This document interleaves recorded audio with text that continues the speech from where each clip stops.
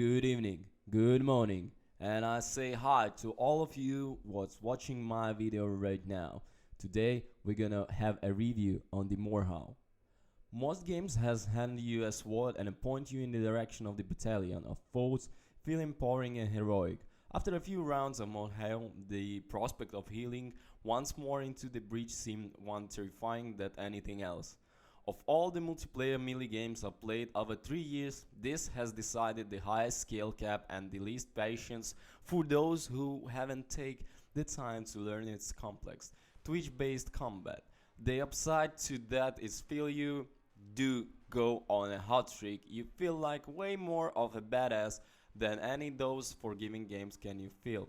The basic premise is pretty simple. In the default frontline mode, you take up arms as rush warrior from one of your 9 classes and rush into the fray into 32v objectives-based scrims on attractive, realistic structured medieval battlefields.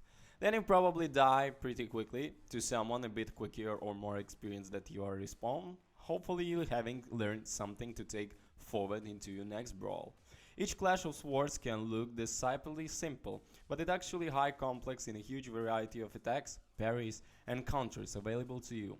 A well-scripted and straightforward tutorial will run you through their fundamentals, but it's another matter entirely to execute the correct moves at the right time. It takes many hours just to start feeling competent, but the satisfaction of growing confidence as your execution improves something no numerical progression system can really appreciate. Everything you do in a melee is highly dependent on a split-second timing, so sloppy or indecisive swordplay will be punished heavily by experienced players. You can hold down block while brushing a sword, for instance. Left click executes a time parry that only works for about a second, so you need to sync it up with your opponent's movements. And almost any defensive measure you deploy has an equivalent concept that will slap it aside with ease, so most duels will favor whichever player can read the opponent and read quickly and aggressively. It's a bit bummer that there is not a lot you can do when you're just learning the ropes and want to take a more relaxed support role. There is an engineer class who can shake things up by deploying siege weapons and the like, but I often my contribution in the area were reliably small and easy undone by the other classes. In other multiplayer games like Battlefield 5 and Overwatch, I can focus on reviving teammates or locking down a point if want a little bit of a break from high intensity combat, and Mordhau doesn't support that playstyle especially well. Even with early success, I worry that it still shrink the number of players who can really get into Mordhau. If I want to invite my younger cousin who is up to Mordhau level in the melee action games into a match, there will be completely less for him to do that might make him feel unsuccessful or useful. Even the most handed swordsman has to admit that giving less Twitch skilled players something meaningful to do only help fill the service and give us more fresh meat to beat up on it. That doesn't work if they all get frustrated and leave.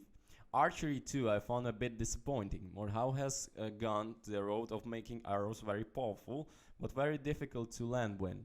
Drawing back the bow requires about a second in which your crosshair moves in a semicircle, making it almost impossible to aim.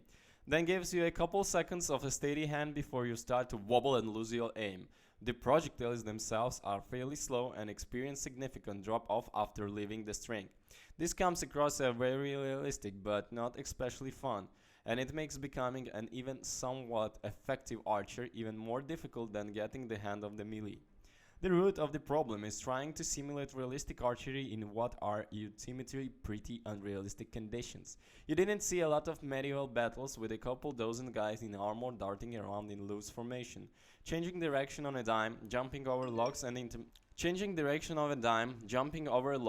intermingling with each other troops. It's a chaos, usually leaving archers vulnerable on the sidelines to skirmish and try to take 1000-to-1 shots of opportunity at individual target. In reality, these types of troops will be only have deployed and massive to fire at station formation. The one place it doesn't work kind of decently in maps with the walls or pedestal where the archers can take shots and advertising enemies from a portion of safety. but on a bigger open battlefields. What's the point? Mordhau also features two other gameplay modes, at this point almost unambitious Battle Royale versus pre-AI Horde mode. I didn't like either of them as much as default frontline, but Horde can be fun way to learn the ropes with the help of some more skilled players without having to worry too much about being screwed by those same veterans. In Horde you start with no equipment and have no kill values of AI attackers to get money to buy better stuff. The baddies will keep pace with you, however they gain better equipment and coming in great numbers from one wave to the next. Their combat ability is significantly inferior to a skilled player, but they have a tendency to mob up any solo fighters they can single out. It becomes important to stick together and use formation and natural choke points to survive. Although it's not as much as test of the things Mordhau does the best at the PvP modes, but it's still a bit of fun. It is also not the best fit for the new players. If you haven't really mastered the melee system yet, you're likely to die quickly and then sit around for several minutes while the match finish or require and wait for a new round, which may take a while itself depending on how the servers are behaving. Either way, you don't get thrown back into the action as quickly like in a frontline, which means fewer chances to learn from your mistakes and test out the new tactics.